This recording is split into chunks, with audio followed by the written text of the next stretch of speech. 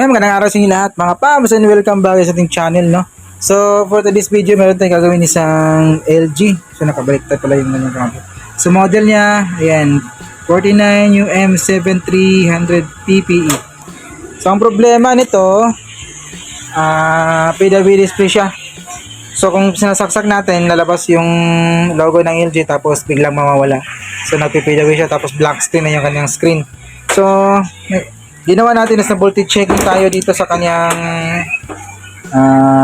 mainboard. So, chinek natin yung kanyang supply ng ating BGH line. Ito yung kanyang 28 volts. So, nung chinek natin, pinanda natin, lalabas naman yung kanyang 28 volts tapos biglang mawawala. So, ang ginawa ko is naghang ako ng isang side. Naghang ako ng isang side ng ribbon natin. Ito tayo nagsisimula sa may kulay puti, no? Na level. Yan, yung number 1 na ribbon natin.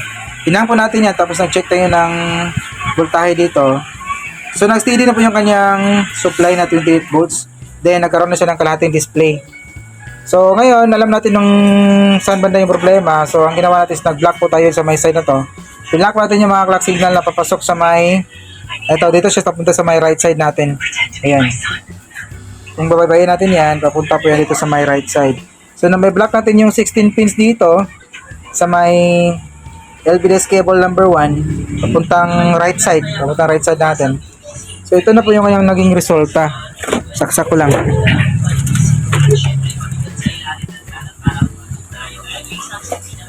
Saksak ko lang. Tapos, wait.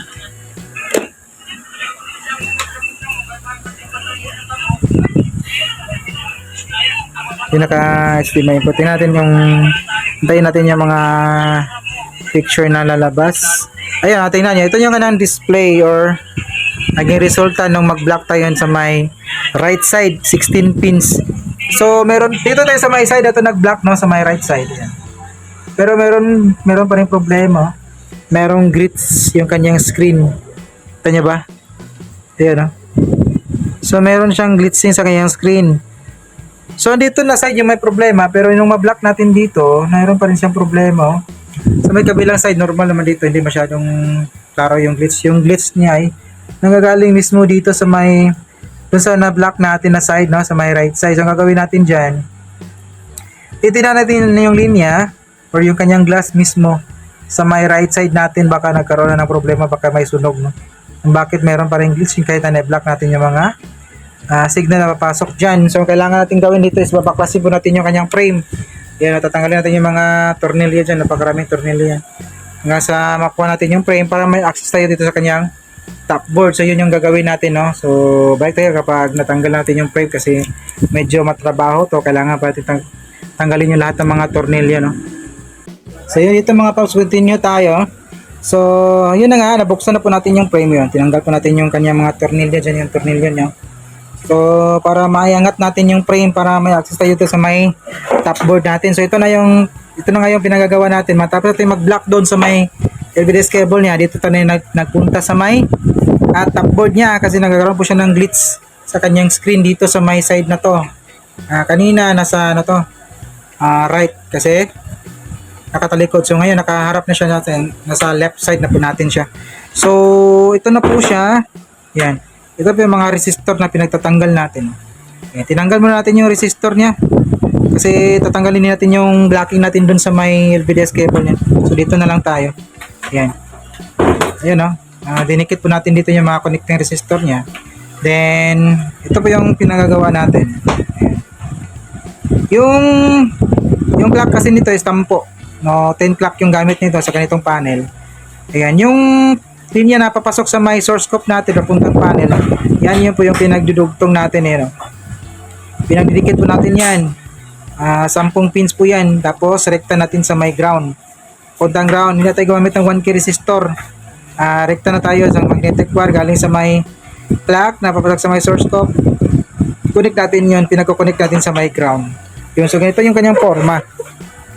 Sino ko napakita kung ano yung forma niya nung di pa rin tinanggal. Ito sa may kabilang side tayo titingin kasi same lang naman yan sila. Yan. Ito yung kanyang forma, yung mga connecting resistor na yan. Wala pinagtatanggal po natin yan. Tapos yung linya na papasok sa may source scope, yun yung pinagdudugtong natin. 10 pins po yan. at kinonect natin sa my ground. Kasi hindi natin maintindihan dito kasi nga pinagtatanggal na natin, no. Pero nakita nyo ba yung magnetic wire na gamit natin? Yung ginamit natin pang dugtong dun sa mga linya na maliliit. Yan yung kanya mga clock signal.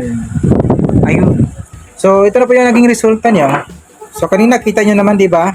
Kung nakatalikod to, may glitch yung screen natin dito banda. Nagi-glitch siya, tapos meron pang fine lines. So ngayon, makikita natin ngayon, yan o. Pino na po yung kanyang linya, nawala na po yung fine lines. Pero merong mga guhit-guhit dito sa may baba. Hindi na talaga natin siya makuha, no? Yan yung mga guhit nyo. May mga guhit sa dito sa may babang side. Pero at least nakuha natin yung glitch sa kanyang screen kasi medyo bother yun kapag nanonood ka. Parang disturbance yun. Disturban yun sa mata. Medyo masakit din sa mata kasi siya, nagi-glitch yung kanyang screen banda dito, no. So ngayon hindi na po siya nagi-glitch. Guhit na lang yung natira. So at least pwede pa yan, pwede na yan. Hindi natin talaga ito makuha kasi kung pagsusuplayan natin yan, iwan ko lang kung baka masira pa, masibak yung panel natin, no? Ayun. So yun, titest muna natin ng mga ilang oras bago natin sara din, paalam natin sa mayari. So hanggang dito na yung video natin, Paps. Mga Paps, and maraming salamat pala sa mga natsagang nanood, no. May God be with us always. That is your service, Ryan Crosset Tech. See you in our next video. Bye-bye.